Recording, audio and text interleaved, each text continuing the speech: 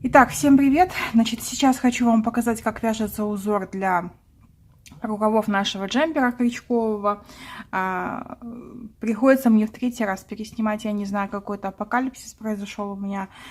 Всегда был порядок в компьютере, что-то пошло не так, и не досчитываюсь где-нигде кусочков мастер-классов, поэтому в третий раз буду показывать вам, как вяжется узор на рукавах, да, и также для тех, кто не нуждается в этом видео, я вам оставлю в Телеграме схему этого узора, да, ну, я думаю, что для некоторых даже, в принципе, это все вполне очевидно, никакая схема не нужна, но на всякий пожарный схему оставлю, а ссылку на сам канал в Телеграме вы найдете внизу в инфобоксе, да.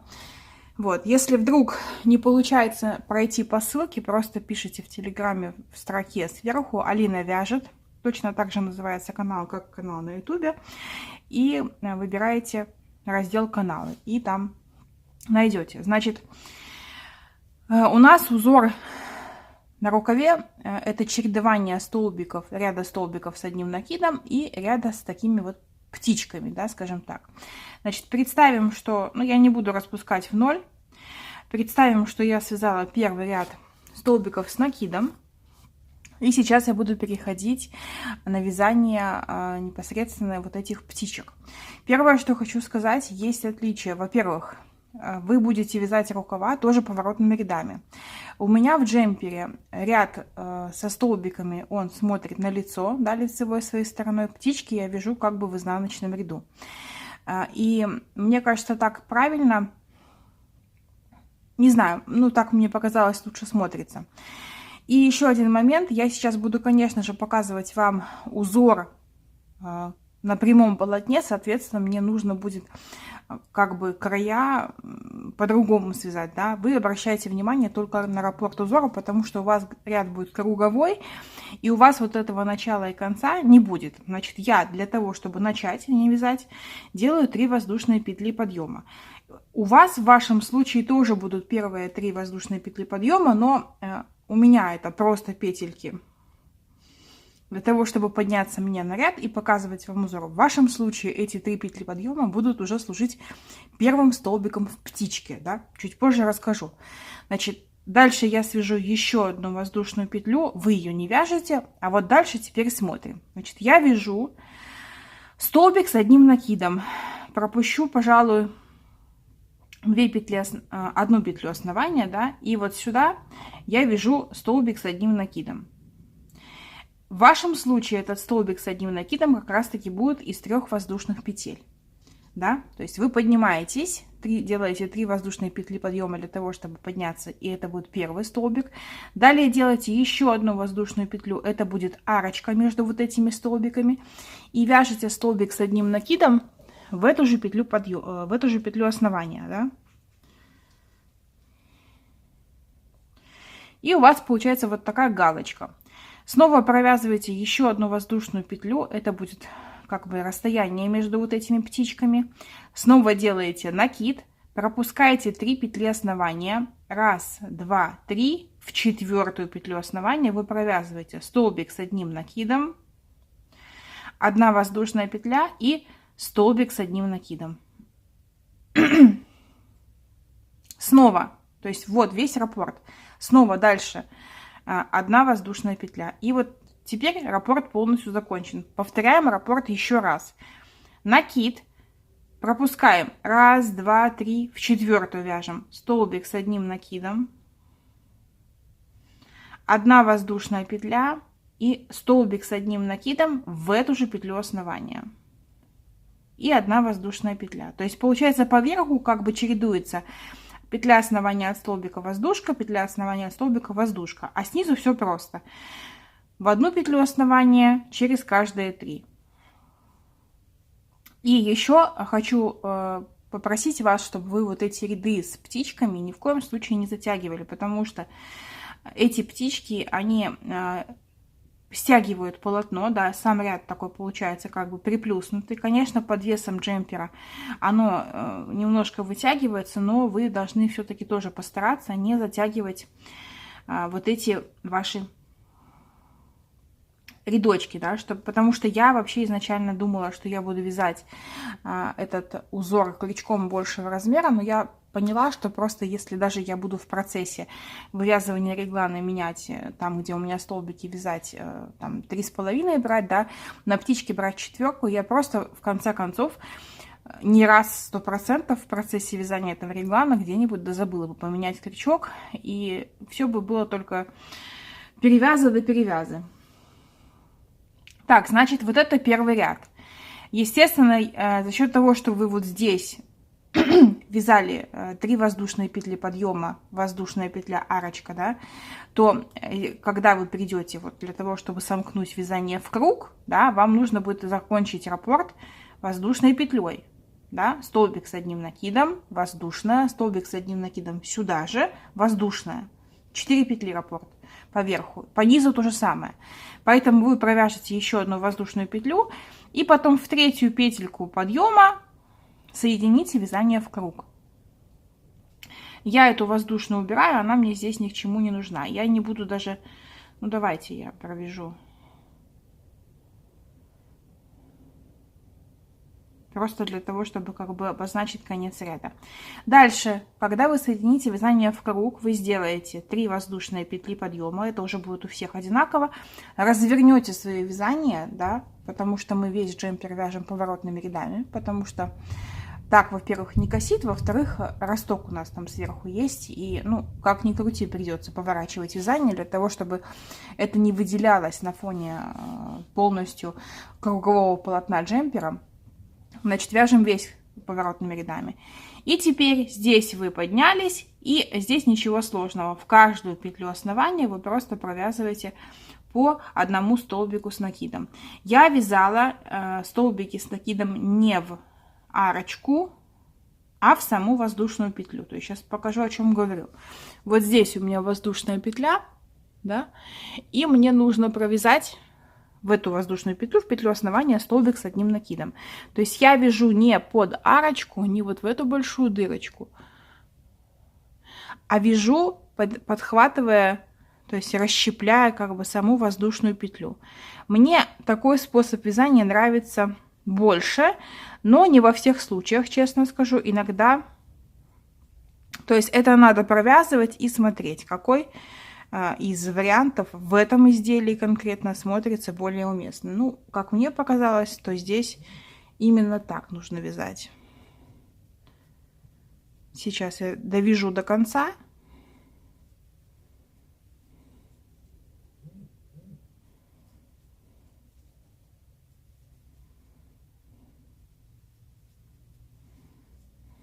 Значит, этот ряд просто в каждую петлю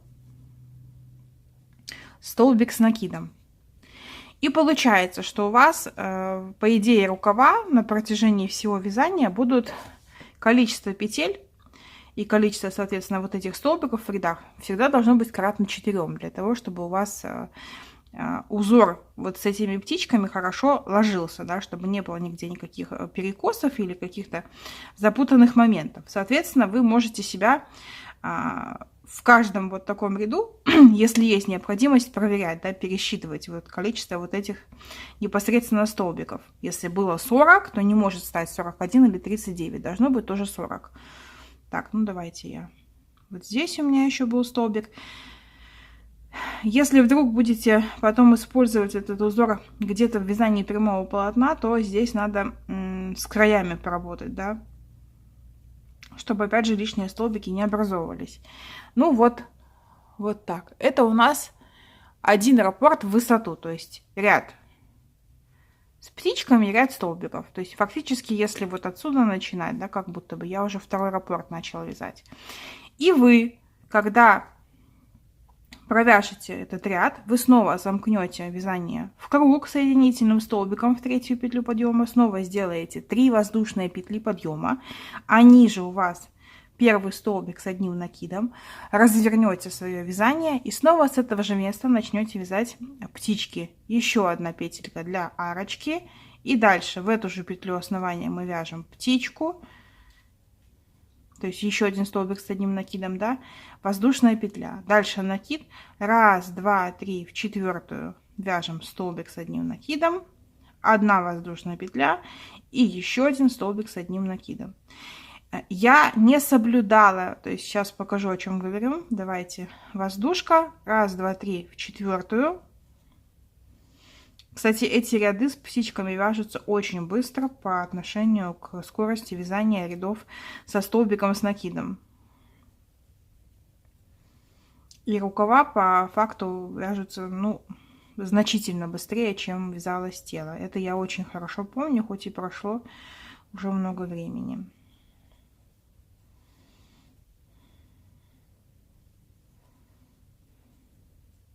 Так, воздушка, 1, 2, 3, 4. Вот у меня еще есть место, да. Я повяжу еще одну птичку. И не забываем, что у нас 4 петли в раппорте, соответственно, заканчиваю я 1 воздушной петлей. И после этого я в 3-ю петлю подъема вот здесь, да, соединяю вязание в круг. Ну, условно это будет вот так. И снова 3 воздушные петли и поднимаюсь наверх. Так. О чем хотела сказать. Вот вы можете посмотреть на этом образце, что я не соблюдала. То есть у меня нет такого, что птичка над птичкой, да, или птичка между птичками строго. Я вообще на это не обращала внимания. И я вот недавно задумалась, да, перед тем, как я... Точнее, после того, как я увидела, что мне придется еще раз переснять образец, я посмотрела на свой джемпер, вы знаете, я очень долго всматривалась и мужа попросила. И вообще это никак не влияет на внешний вид. То есть оно не смотрится, что это как-то неровно. А вообще об этом голова не думает. Даже вот как у меня, как у вязальщицы, которая стремится всегда как бы сделать свои изделия максимально аккуратными. Поэтому над этим можете совершенно не зацикливаться. Как поднялись, развернулись и пошли вязать эти птички. Снова закончили ряд, поднялись и пошли вязать ряды столбиков с одним накидом. Главное не забывать поворачивать. Так, ну и естественно, вы должны провязать, ну хотя бы в идеале, да, 8 рядов вот этого узора. Вы, как видите, у меня почему снизу столбики с накидом просто, да, потому что у меня был цельный узор, точнее цельный образец для всего джемпера. Это вот я, чтобы ниточку снова не идти, не искать, да, не терять время, я распустила немножко и начала вверх вязать. Вот, значит, связать, ну, хотя бы, да, 8 рядочков, то есть 4 ряда с птичками, 4 столбиков с накидом, для того, чтобы понять плотность. И если будете вязать образец такой же, как я, да, то есть цельный, да, первое полотно, второе полотно, то, естественно, вы должны будете снимать мерки, да, плотность по ажурному узору именно на ажурной части. Ну, по-моему, это логично, но на всякий случай. Так, значит, ничего сложного нет. Ссылка будет в Телеграме на канале. Переходите, смотрите, кому нужна. Ну, а я, в принципе, да, готова дальше вам рассказывать о том, как вяжутся рукава в джемпере. И уже будем потихоньку переходить к реглану. Очень рада, что наконец-то у меня появилась возможность доснять этот маленький кусочек, потому что из-за него у меня остановился выход мастер-классов. Все смонтировано, да, нужно было только вот это отснять. И вначале вставить, и можно будет выгружать. Поэтому я думаю, что сегодня это все дело уже на канал выйдет, и вы сможете дальше вязать джемпера, если вы уже, конечно, отвязали тело. Все, всем спасибо большое за ожидание, за понимание, и продолжайте смотреть дальше. Так, ну, я думаю, что вы уже тот кусочек видео посмотрели, да, про тело. Теперь давайте приступим к вязанию рукавов. Наверное, это уже следующая часть видео, я так подразумеваю. И теперь смотрите. Значит, мы с вами уже сделали расчеты по рукаву, да, мы определили, что нам нужно начать с 34 столбиков в начале рукава нашего, да. Вы так же, как и на теле, все то же самое сделаете. Наберете, там у вас было 210 петель, здесь у вас уже будет 34 петли воздушные. Опять же, провяжете ряд столбиков без накида, для того, чтобы у вас не фалдил край. Потом перейдете на вязание резинки 1 на 1, точно таким же способом. Провяжете снова такую же высоту резинки, то есть 4 ряда, чередуя выпуклые вогнутые столбики. И уже дальше мы с вами приступим к выполнению вязания самого рукава. Значит, здесь на самом деле ничего сложного нет, но поскольку я делала прибавки на расширение, то, соответственно, мне надо это вам все показать. Так, для начала я сейчас провяжу резинку. Надо было мне заранее это сделать, подготовиться, да, потому что вот здесь там ничего нового я вам не покажу, а уже вот здесь будем разбираться. Итак, приступаем к вязанию рукава. Первое, что вам понадобится связать, это точно таким же образом, как вы вязали резинку на теле нашего джемпера. То есть я сначала набрала цепочку из 34 воздушных петель, да, потом вязала 4 ряда резинки 1 на 1, да, выпуклые вогнутые столбики. И здесь я поворотные ряды не вязала, то есть в манжете вязала просто по кругу. И теперь я должна перейти на вязание узора. То есть здесь у нас не просто столбики, здесь у нас, скажем так, ажурное полотно. Вязать я буду также поворотными рядами, потому что когда мы соберем изделие в реглан, да, у нас на ростке все равно будут поворотные ряды. И для того, чтобы не отличалось полотно, когда мы вяжем по кругу и потом резко начинаем вязать поворотными рядами, это очень выделяется, бросается в глаза, поэтому лучше изделие сразу связать поворотными рядами. Плюс это дополнительная гарантия для того, что у вас не съедет шов, да, место стыка, конец начала ряда. Поэтому вязать будем также поворотными рядами. И получилось так, что у меня ряд столбиков с накидом повернут на лицевую сторону лицевой стороной, а вот птички вот эти повернуты изнаночной стороной на лицевую сторону. И также у меня здесь красным цветом отмечены прибавки. Сейчас вкратце немножко расскажу о том, как я их делала. Значит, смотрите, у меня обхват запястья, если в столбиках, да, 34 сантиметра, 34 петли. Обхват руки в самом широком месте у меня 80. Почему тут сантиметры писала, непонятно. 80 столбиков. То есть я начинаю свой рукав. Вот у меня манжет, да, резиночкой. Здесь у меня 34 столбика. Кверху его пока вяжу, он у меня расширяется. Да, и вверху должно получиться 80 столбиков. Соответственно, мне нужно, как вы видите, сделать очень много прибавок, да, то есть разница, посмотрите, 80 минус 34. Это 46 столбиков. Ну и понятное дело, что равномерно их прибавлять будет не очень красиво. В нашем случае мы будем делать фонарик. Значит, в первом ряду мы сейчас после вязания резинки сразу будем вязать первый ряд столбиков с накидом просто. И в первом ряду мы сразу удвоим количество петель, точнее количество столбиков. То есть в каждый ряд, в каждый столбик предыдущего ряда на резинке мы будем вязать по 2 столбика с накидом. Соответственно, когда мы перейдем на вязание уже рукава, после провязывания первого ряда у нас станет в 2 раза больше петель. 34 умножить на 2 равно 68 столбиков у нас получится. Какой момент очень важный, я забыла вам сказать чуть раньше. Вот здесь как бы не важно, а вот здесь очень важно, чтобы число делилось на 4, потому что раппорт узора вот этого ажурного, вот этих птичек, 4 петли, да, то есть должно делиться обязательно на 4. 80 делится на 4, это получится 20 раппортов. Соответственно, после того, как вы прибавите после резинки столбики, у вас также должно получиться число, которое будет делиться на 4. 68 делится на 4, да, это получается сколько? 27, да, 17 раппортов. Если вдруг у вас получится так, ну, например, у вас 30, тут, соответственно, должно делиться на 2, да, потому что это резинка все-таки, ну, и здесь вот на 4 я помечу таким образом. Ну, и, например, здесь у вас было 32, да, столбика, вы умножили на 4 на 2. В принципе, если это делится на 2, то вот это по-любому должно делиться на 4, да, получается так.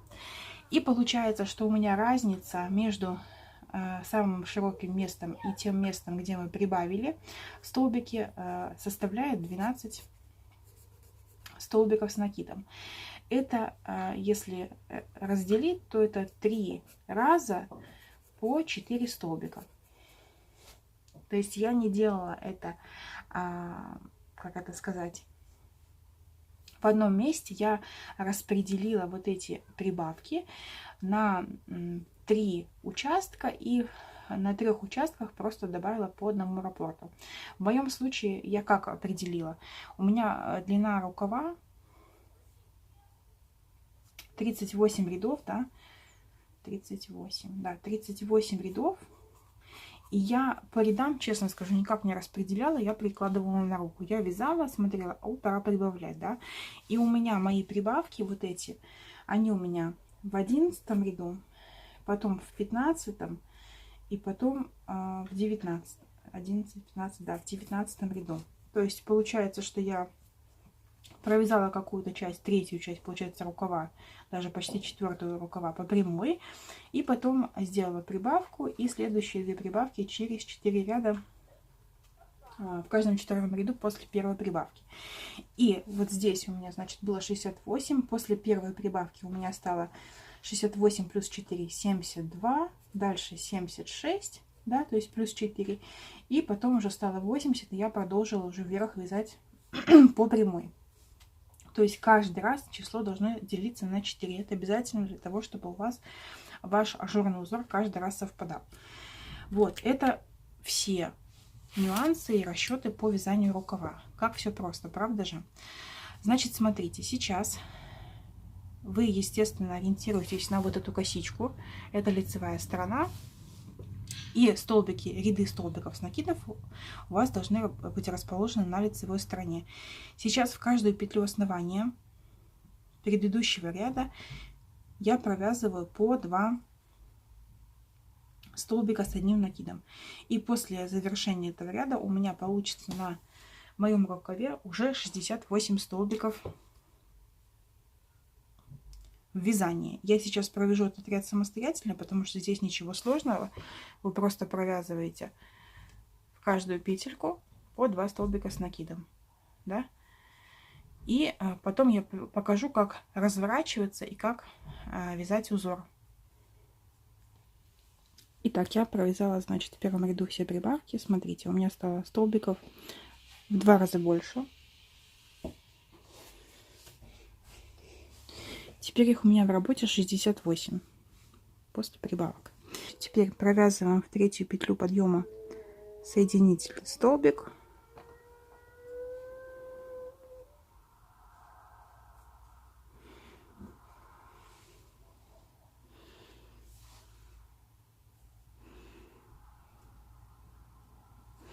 И вот он, первый ряд.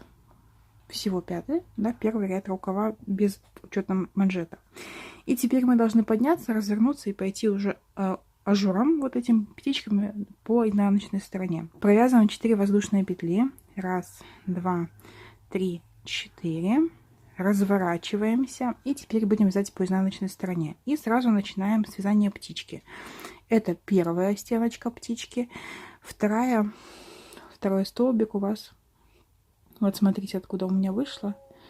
Второй столбик введу в петлю основания, расположенную ближе всего к цепочке. И теперь вяжу 1 воздушная петля и следующий столбик с накидом в 4-ю петлю. 1, 2, 3, в 4-ю вяжу 1 столбик, воздушная петля и 2 столбика сюда же. Снова 1 воздушная между птичками и снова 1, 2, 3 в 4-ю. Старайтесь вязать эти птички не туго, не затягивать их. Ну и желательно, конечно, вязать их по такой же плотности, как вязали ваш образец. Так, и вот так вот провязываем до конца ряда. В конце ряда встретимся. Итак, я провязала ряд птичек. И посмотрите, между последней и первой у меня 1, 2, 3 петли основания осталось. Делаю воздушную петлю и вот здесь нахожу 3-ю петлю подъема снизу, ну или 2-ю справа, да, и соединяю соединительным столбиком. Делаю 3 воздушные петли подъема, разворачиваюсь на лицевую сторону и теперь буду чередовать ряды столбиков с одним накидом и столбики, ряды с такими птичками. Значит, смотрите, по поводу того, как вязать, как лучше вязать ряд столбиков с одним накидом. Значит, мы, конечно же, можем провязать просто варочку, да, из воздушной петли и здесь, но намного симпатичнее будет смотреться, если вы будете вязать в воздушную петлю. Аккуратно будет тогда смотреться ваш столбик. Здесь в столбик, да, ну здесь уже вариантов особо нет. И здесь опять же в воздушную петлю. То есть под 2 стеночки из 3 я вяжу столбики с накидом. Здесь в столбик. Здесь в воздушную. Видите? Тогда как бы столбики смотрятся более-менее одинаковой высоты. Так, ну, вся наука, скажу вам честно, вязание рукава. Я пройду до конца, снова соединю, снова наберу 4 воздушные петли, развернусь наизнанку, буду вязать вот эти птички.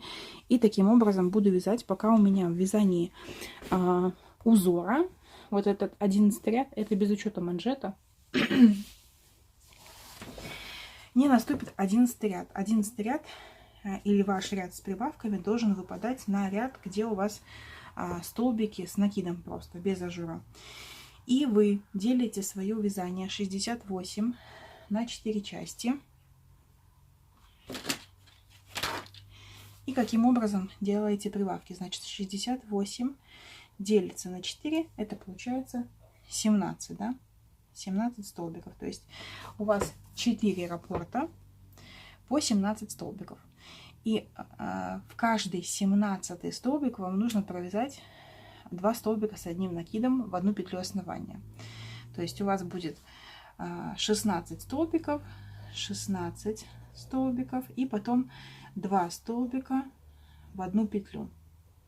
Или прибавка, как это называется. Это будет 11 ряд прибавок. Когда 11 ряд вязания с прибавками, когда я делала в 15 ряду прибавки, то есть в следующем ряду, то у меня раппорт уже был 17 столбиков и потом прибавка, ну или 2 столбика в одну петлю. И в 19 ряду у меня, соответственно, было 18 столбиков и прибавка. И таких повторений в каждом из этих рядов у меня было по 4. Все должно влезть. Как вязать 2 столбика в одну петлю основания, вы точно знаете, потому что вот здесь это мы делали. Не забывайте, поворачивайте рукав туда-обратно, да, чтобы у вас чередовались лицевые и изнаночные ряды. И получается, что, ну, в принципе, здесь ничего сложного, да, вы просто надвязываете высоту, для себя определите, где вы будете делать эти прибавки, или если вы вяжете вместе со мной полностью, то делайте, как я это делала. У меня рукав отлично сел. И провязываем весь рукав самостоятельно. От 19 ряда после последних прибавок, здесь уже по прямой вязание полотна, останавливаемся на высоте 38 рядов. И 38 рядов это вместе с манжетом, да. То есть здесь 4, соответственно, с узором 34 будет, да. И как только у вас будет готово 2 рукава, одинаковых, желательно, мы с вами снова встретимся, будем делать расчеты по реглану и уже заканчивать потихоньку наши изделия. А пока приступаем к вязанию рукавов.